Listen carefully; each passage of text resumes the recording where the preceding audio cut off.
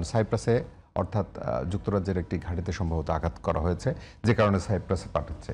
রিয়াদের ইউএস এম্বাসিতে আঘাত করেছে, আমি যেটি বলছিলাম। তার মানে এই যুদ্ধের যে ব্যাপকতা এবং ট্রাম্পের যদি আপনি কথা, গতকালকেই যেটা আমরা বলছিলাম যে এখনো মূল আক্রমণ হয় নাই, তার মানে সামনের দিকে আরো ভয়াবহ। ইরানের পক্ষ থেকেও বলা হচ্ছে যেহেতু এটি আত্মরক্ষার বাধ্যতামূলক যুদ্ধ, কোনো উপায় নেই তো ইরানের জায়গা থেকে, তারাও এই প্রতিরক্ষা ব্যবস্থা দীর্ঘমেয়াদী করবে এবং তাদের রণকৌশল কিন্তু ভিন্ন মাত্রায় এবারে পরিচালিত হচ্ছে। সামগ্রিকভাবে যুদ্ধটা আসলে মানে প্রলঙ্গিত হচ্ছে, আপনি কি মনে করেন? ধন্যবাদ আপনাকে, ধন্যবাদ সহ-আলোচক মহোদয়কে, সাথে সাথে ধন্যবাদ জানাচ্ছি গাজী টেলিভিশনের সমস্ত দর্শক শ্রোতা সবাইকে, সাথে সাথে যারা কলাকুশলীতে আমাদের সাথে রয়েছেন তাদেরকেও ধন্যবাদ। আপনি যে কথা বলছিলেন সে বিষয়ে যদি আমরা বলি তাহলে যুদ্ধটা আসলে প্রলম্বিত হওয়ার যথেষ্ট আশঙ্কা রয়েছে, সম্ভাবনা বলবো না, আশঙ্কা রয়েছে। এবং এই যুদ্ধ প্রলম্বিত করলে ইরানের দিক দিয়ে কৌশলগতভাবে লাভ হতে পারে, কারণ ইরান তো যুদ্ধ করেনি, শুরু করেন, যুদ্ধ তার উপর চাপিয়ে দেওয়া হয়েছে। যখন যুদ্ধ চাপিয়ে দেওয়া হয়েছে তখন তাকে স্বাভাবিকভাবে তার অস্তিত্ব রক্ষার জন্য, তার স্বার্থ রক্ষার জন্য, তার সমস্ত সবকিছু টিকিয়ে রাখার জন্য যুদ্ধটা করতে হচ্ছে। এখন এই যুদ্ধ যখন করতেই হচ্ছে তখন তাহলে শুধুমাত্র এইরকম আর করার দরকার নেই, এটা ইরানেরই চিন্তা বা সিদ্ধান্ত। এবারও 2 দিন 3 দিন যুদ্ধ করলাম, একটা যুদ্ধবিরতি হলো, আবার কিছুদিন পরে আবার তারা আসলো, আবার যুদ্ধ করলাম, এইভাবে আর করতে চায় না ইরান।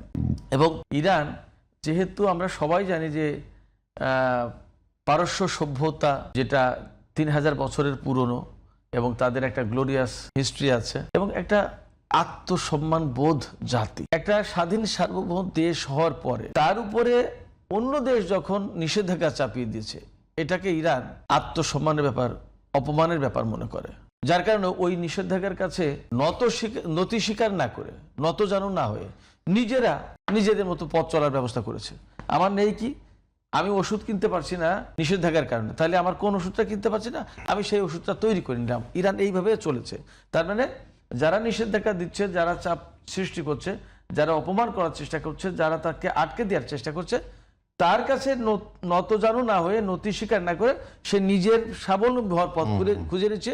এটা মূলত এবং প্রধানত আত্মসম্মানের জায়গা থেকে। তো সেই জায়গায় এই যে যুদ্ধটা চাপিয়ে দেওয়া হয়েছে, এখন সে চিন্তা করছে বারবার যখন আমার উপর এইভাবে যুদ্ধ চাপিয়ে দেয়, তাহলে বারবার যাতে যুদ্ধ চাপিয়ে দিতে না পারে, এবং সেই ব্যবস্থার অংশ হিসেবে এবার ইসরায়েল এবং আমেরিকা যাতে এইরকম যুদ্ধ চাপিয়ে না দিতে পারে তার ব্যবস্থা নিয়েছে। সেই জন্য আঞ্চলিক যত মার্কিন সামরিক ঘাঁটি আছে প্রত্যেকটা ঘাঁটিতে আঘাত করেছে এবং সিভিয়ার আঘাত করার চেষ্টা করেছে, অলরেডি হয়েওছে।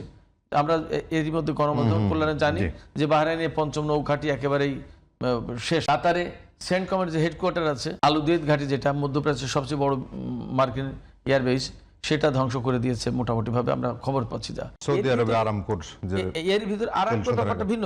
কুয়েত, সৌদি আরব এবং সংযুক্ত আরব আমিরাতে মার্কিন দূতাবাসে হামলা হয়েছে। তার মানে দাঁড়াচ্ছে যে এখান থেকে শুধুমাত্র সামরিক স্থাপনায় হামলা না, মার্কিন যত স্বার্থ আছে তার প্রত্যেকটি বৈধ টার্গেট। সেই হিসেবে ইরান সেইভাবেই মোকাবেলা করে যাচ্ছে এবং পাল্টা হামলা চালাচ্ছে, এবং যাতে আমেরিকা এবং ইসরায়েল এই ধরনের করতে না পারে মধ্যপ্রাচ্যে এসে 2 দিন অন্তর অন্তর, সেইভাবেই ব্যবস্থা নিচ্ছে। এবং এখানে আমি যা মনে করি, কিন্তু এই যে আপনি বলছিলেন, মানে ছোট করে যদি জানি, মানে এই ক্ষেত্রে আপনি যদি মধ্যপ্রাচ্যের দেশগুলোর কথা বলেন, সেখানে ইরানের তো আসলে এক ধরনের বরাবরই সে একাই আসলে লড়েছে আমেরিকার বিরুদ্ধে, চোখে চোখ রেখে। কারণ মধ্যপ্রাচ্যের অন্য দেশগুলো তো আসলে তার পক্ষে লড়ছে না, বরং আমেরিকার। এই জায়গাটা বলতে চাইছিলাম আমি, এখানে আসছে। এখানে মজার ব্যাপার যেটা খেয়াল করুন, মার্কিন স্বার্থ আছে, ধরুন দূতাবাস, এই দূতাবাস তো